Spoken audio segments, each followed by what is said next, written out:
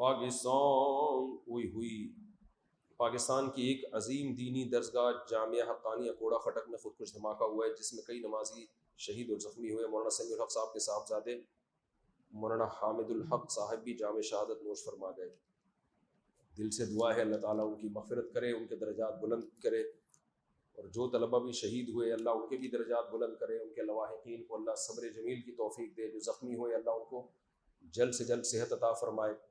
اور جو لوگ بھی اس قسم کی کارروائیوں میں